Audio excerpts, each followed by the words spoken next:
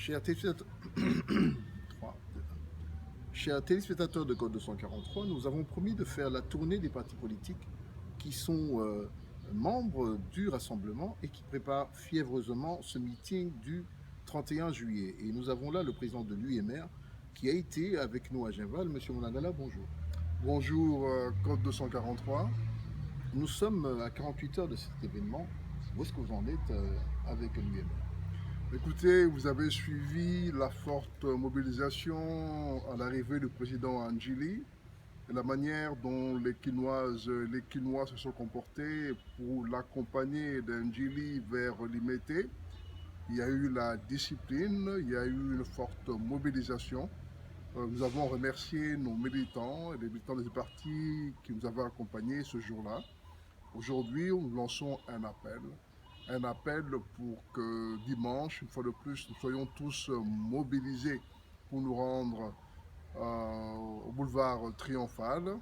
Et deuxièmement, que nous soyons tous disciplinés pour éviter que des incidents malheureux puissent venir ternir la fête.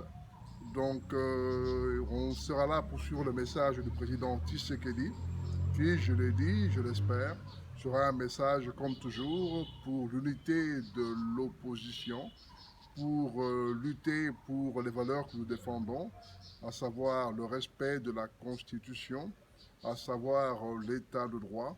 C'est une étape importante et nous devons aussi, de sa part, entendre la recommandation qu'il fait par rapport au dialogue qui, pour le moment, il faut le dire, est un peu bloqué du fait que la confiance avec la facilitation et plus particulièrement le facilitateur doit être rétablie. Donc je pense qu'à l'issue du meeting, en tout cas nous, recommandons que l'on puisse reprendre langue avec la facilitation pour voir si une solution peut être trouvée. L'idée est laquelle on ne doit pas, comment dirais-je, on doit chercher une solution et la solution viendra d'une discussion entre Congolais et cela dans le respect de la Constitution et autres textes légaux qui nous dirigent. Revenons sur ce dialogue. Le secrétaire national en charge des relations extérieures, Félix Tshisekedi, le mercredi soir, nous a accordé une petite primeur pendant 5 minutes, répondant en fait au blocage, et il a insisté sur le fait que le facilitateur n'a pas respecté les discussions antérieures qu'ils ont eues.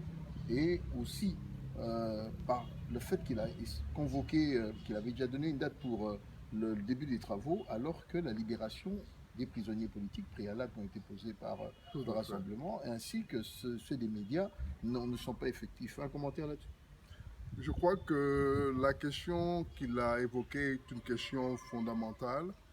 Dans cette démarche de facilitation, il est important que la confiance règne et soit maintenue entre les différents partenaires. Il est important qu'en amont, avant que le dialogue ne puisse avoir lieu, la facilitation prenne en compte les revendications d'un groupe important et voit avec l'autre partie de quelle manière résoudre le problème.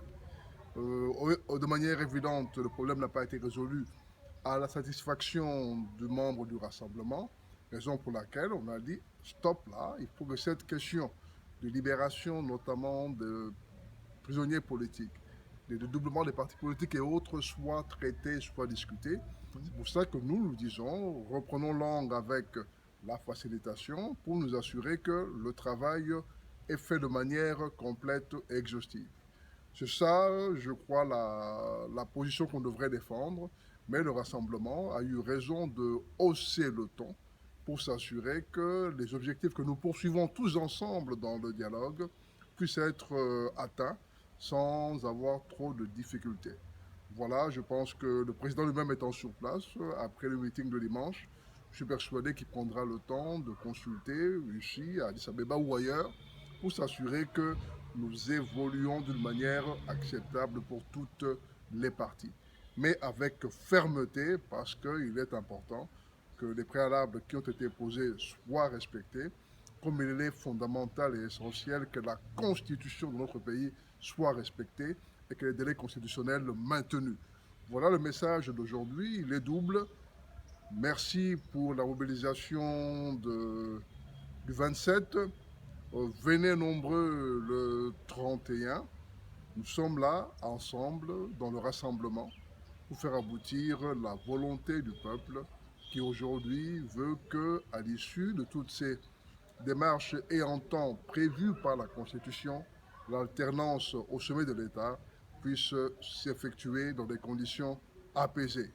Voilà mon message et j'espère que le peuple sera nombreux au rendez-vous parce que nous devons démontrer notre détermination à faire aboutir notre projet politique. Voilà, mesdames et messieurs, vous l'avez suivi, invitation est lancée au peuple congolais, non pas seulement aux membres de l'UMR, mais à toute la nation qui est acquise à un changement politique en RDC, de rejoindre, du moins vous qui habitez Kinshasa, de rejoindre le boulevard du Triomphal ce dimanche 31 juillet. Quant aux autres qui habitaient dans d'autres villes de la diaspora, Code 243 vous fera vivre ces événements en direct à partir du site. Encore une fois, merci monsieur le maire. Merci Code 243 et nous saluons vos efforts pour informer notre peuple et notamment la diaspora. Merci. Merci. On va écouter ce que ça donne. Si on peut recommencer, hein, plusieurs fois si...